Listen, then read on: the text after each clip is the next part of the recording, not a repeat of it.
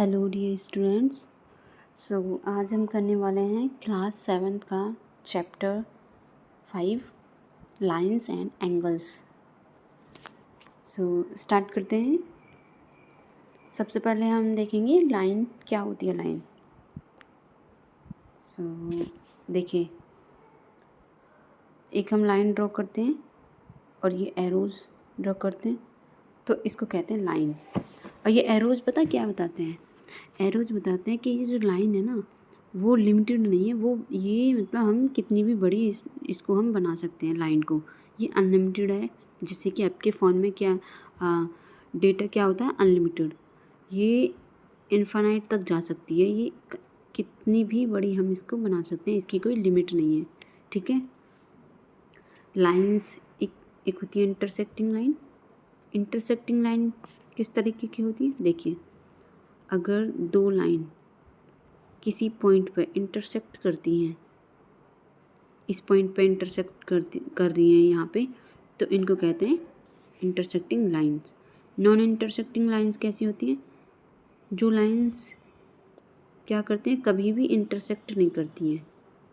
इनको आप कितनी भी लंबा इस तरीके से कितने भी बड़ा बना लो, ये लाइंस कभी इंटरसेक्ट नहीं करेंगी। ठीक है, तो इनको कहते हैं नॉन इंटरसेक्टिंग लाइन। इनको पैरेलल लाइंस भी बोलते हैं।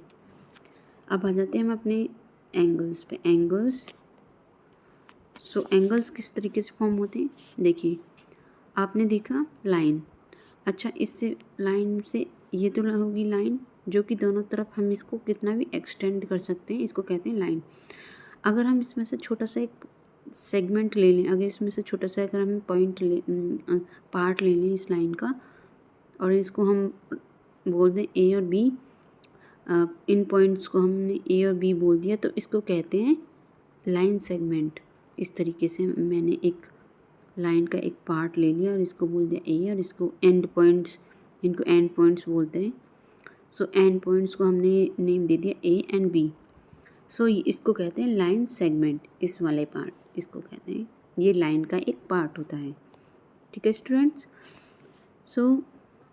एंगल्स किस तरीके से फॉर्म होते हैं? जब एक लाइन ड्रॉ करते हैं हम और उसका एक पॉइंट होता है एंड पॉइंट, ये इसको कहते हैं हम रे। जब दो रे एक ही एंड पॉइंट पे मिलती हैं तो क्या करती हैं? एंगल फॉर्म करती हैं। ठीक है, देखिए, ये दो रे हैं और इनका एंड पॉइंट क्या है?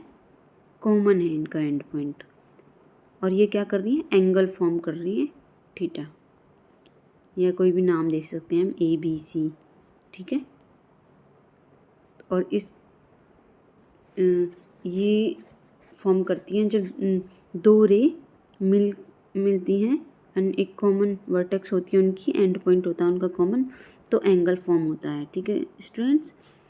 अब एंगल कितने टाइप्स के होते हैं? एक होता है एक्यूट एंगल। एक्यूट एंगल क्या होता है?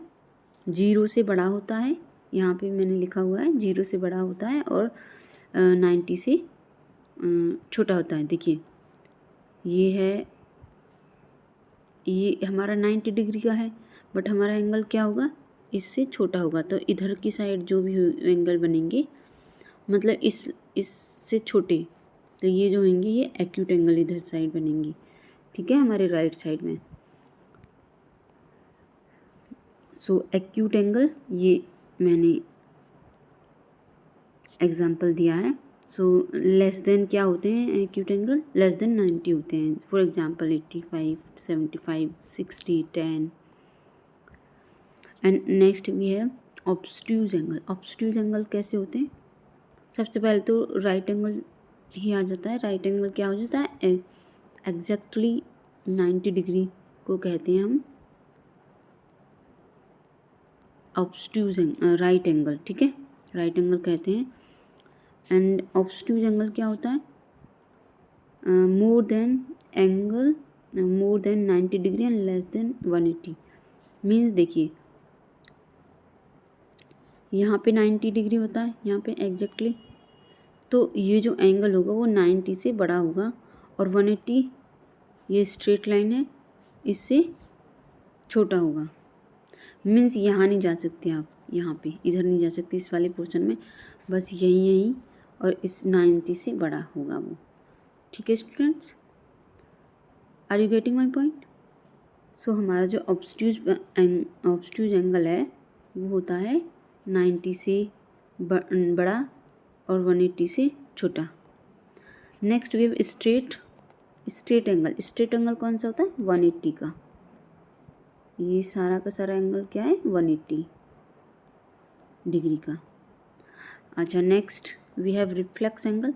रिफ्लेक्स एंगल देखिए, बहुत ध्यान से इसको देखना, इस पॉइंट को, इस वाले एंगल को बहुत ध्यान से देखना। ये हमने ड्रॉ करी लाइन और ये हमने 180 ड्रॉ किया। अब यहाँ तक तो ठीक है 180 तक। अब जैसे जैसे ये बड़ा होता जाएगा, जो रिफ्लेक्स एंगल होता है यहाँ पे 180 से बड़ा होता है और 360 है ये यहाँ पे 360 से छोटा होता है। तो जैसे जैसे ये होता जाएगा तो ये जो एंगल बनेगा, ये सारा का सारा एंगल रिफ्लेक्स एंगल बनेगा। और ये जो एंगल होगा, ये वाला एंगल जो नीचे वाला है, ये बन जाएगा ऑब्ट्यूज एंगल। ऑब्ट्यूज एंगल किस तरीके से बना है? क्योंकि ये 90 से, देखिए ये 90 है, क्योंकि ये 90 से बड़ा हो गया तो इसको कहते हैं ऑब्ट्यूज एंगल। और ये वाला जो एंगल ऊपर वाला है, ये बना है रिफ्लेक्स एंगल। अब ये एंगल एक्यूट एंगल, देखिए ये मैंने यहाँ पे दिखाया भी हुआ है, ये ऑब्ट्यूज एंगल बना है। ये रेड लाइन है, इधर से ये यहाँ तक है। और ये जो सेकंड एग्जांपल है मेरा, इसमें मैंने राइट एंगल रिफ्लेक्स एंगल बनाया है और जो एंगल लिया है नीचे वाला वो एक्यूट एंगल है। क्यों? क्योंकि ये 90 से छोटा हो गया। जो 90 से छोटा होता है उसको क्या कहते हैं? Acute angle. 0 से बड़ा और 90 से छोटा। देखिए ये हमने लाइन ड्रॉ करी और ये हमारा 180 डिग्री, और देखिए यहाँ पे ये 90 डिग्री है, बट हमने क्या किया, रिफ्लेक्स एंगल को 90 डिग्री से छोटा ले लिया और ये हमारा रिफ्लेक्स एंगल यहाँ तक बन गया। ये सारा जो है हमारा रिफ्लेक्स एंगल, और ये जो हुआ ये हो गया हमारा एक्यूट एंगल। ठीक है स्टूडेंट, समझ आ रहा है? Next we have related angles. इसमें हम क्या पढ़ेंगे? हमारे पास एक होता है कॉम्प्लीमेंट्री एंगल, जिसका जो सम होता है, sum of two angles is 90 degree. दो एंगल्स के जो सम, जब हमारे पास दो एंगल का सम क्या आता है 90 डिग्री, तो उन एंगल्स को हम कॉम्प्लीमेंट्री एंगल्स बोलते हैं। ठीक है स्टूडेंट्स, फॉर एग्जांपल्स देखिए, एक हमारे पास 20 डिग्री का एंगल है, एक है 70 डिग्री का एंगल्स। तो क्या ये कॉम्प्लीमेंट्री एंगल्स हैं? तो हम इनको ऐड करके देखेंगे। अगर हमारा सम जो है 90 आता है तो ये कॉम्प्लीमेंट्री एंगल है, और हमारा सम क्या आ रहा है 90। क्वेश्चन किस तरीके से आता है? फर्स्ट क्वेश्चन आता है कि आपको ये चेक करना है, दो एंगल्स गिवन है और आपको चेक करना है कि ये कॉम्प्लीमेंट्री है कि नहीं। सो 30 और 60 डिग्री दिया हुआ है, तो हम इसको ऐड करेंगे और ऐड करके क्या आ रहा है 90। तो ये हमारा जो एंगल है ये कॉम्प्लीमेंट्री एंगल है।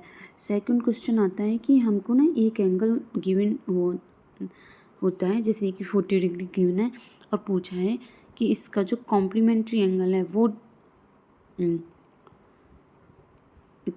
ये जो एंगल है ये कॉम्प्लीमेंट्री एंगल है, और हमें इसका जो जैसे कि 40 डिग्री एंड एक्स ये दिया हुआ नहीं है, बट हमको बताया है कि कॉम्प्लीमेंट्री एंगल्स है। सो हम किस तरीके से इसको कैलकुलेट करेंगे? हम मानेंगे कि दूसरा जो एंगल है वो एक्स है और ये 90 डिग्री, और एक्स की वैल्यू क्या आ जाएगी हमारे पास 90 डिग्री माइनस 40 डिग्री। तो हमारे पास दूसरा एंगल जो आ जाएगा वो आ जाएगा 50 डिग्री का। ठीक है students, next we have supplementary angles. Supplementary angles क्या होते हैं? जिनका जो सम होता है वो क्या होता है 180। Sum of two angles is 180। For example हमारे पास गिवन है दो एंगल्स गिवन है 130 एंड 50। सो हम इसको ऐड करेंगे और ऐड करके हमारा क्या आया 180 डिग्री। सो ये जो दो एंगल्स हैं क्या ये सप्लीमेंट्री एंगल्स हैं? यस, हाँ, क्योंकि इनका जो सम आया है वो 180 डिग्री आया है। नेक्स्ट क्वेश्चन इस तरीके से आ सकता है कि हमारे पास दो सप्लीमेंट्री एंगल्स हैं और एक सप्लीमेंट्री एंगल उसमें से 150 है, तो दूसरा क्या होगा? तो सप्लीमेंट्री की प्रॉपर्टी क्या है कि उनका जो सम होता है वो क्या होता है 180। सो हम क्या करेंगे, एक को 150 प्लस एक को x मानेंगे और जो सप्लीमेंट्री का जो एंगल्स होते हैं उनके सम क्या होता है 180 डिग्री। तो हम x की यहाँ से वैल्यू फाइंड कर लेंगे, 180 degree minus 150 degree equals to 30 degree हमारा आ जाएगा आंसर। अच्छा, next we have adjacent angles. Adjacent angles क्या होते हैं? देखिए, एडजेसेंट का मतलब होता है पड़ोसी, जो साथ वाले जो होते हैं उनको कहते हैं, जो साथ साथ रहते हैं उनको क्या कहते हैं पड़ोसी, एडजेसेंट बोलते हैं। जैसे कि आप यहाँ पर रहते हो, आपका घर यहाँ है और आपके कोई पड़ोसी हैं उनका घर यहाँ है, तो ये जो आपका घर है वो क्या है एडजेसेंट है आपके घर, ठीक है। सो इनकी कुछ प्रॉपर्टीज होती हैं एडजेसेंट एंगल्स की।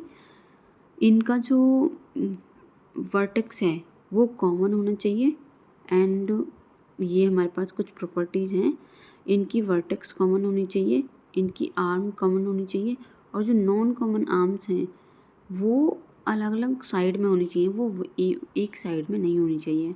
फॉर एग्जांपल देखिए, मैं आपके लिए एक एंगल, जैसे कि मैंने ये एग्जांपल दिया हुआ है, देखिए ये मैंने ये हमारे पास एक कॉमन वर्टेक्स है O, ये हमारे पास है B और ये हमारे पास है A।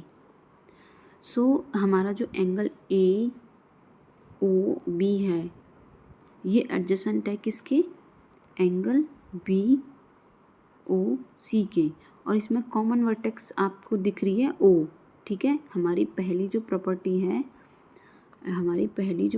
है वो कॉमन वर्टेक्स वाली O वाली, ये वाला O है हमारा, ये हमारी फुलफिल हो रही है। ये सेकंड हमारे पास है कॉमन आर्म, तो हमारे पास कॉमन आर्म भी है, देखिए किस तरीके से, दोबारा ड्रॉ करना पड़ेगा। ये है C, ये है A, ये है O, ये है B और ये है A। सो कॉमन आर्म किस तरीके से है? कॉमन आर्म इन दोनों में ये है O और B जो है ये कॉमन आर्म है, ठीक है students. And non common arm, ये देखिए, ये है C, ये है B, ये है A और ये है O। तो इसमें जो नॉन कॉमन आर्म्स हैं वो है OA और OC, ठीक है स्टूडेंट्स। नेक्स्ट एग्जांपल मैंने दिया भी हुआ है, देखिए ये वाला जो एग्जांपल है, ये वाला, ये बिल्कुल एग्जैक्टली वही है जो मैंने बताया। अच्छा, ये अलग एग्जांपल है, ये पता है किस चीज़ का एग्जांपल है? कि ये एग्जांपल है हमारे पास एक C है और इसमें कॉमन वर्टेक्स है O और ये है B एंड ये है A, और हमारे पास एंगल एक तो है ये वाला और एक है ये वाला। इनकी कॉमन वर्टेक्स तो है OC इनकी वर्टेक्स कॉमन है O और कॉमन आर्म है OC इन दोनों एंगल की।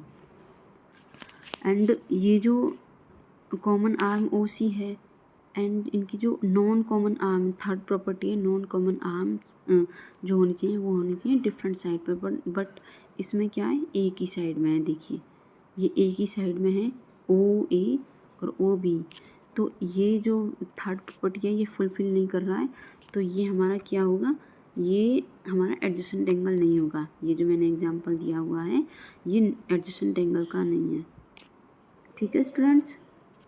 Next we have linear pair.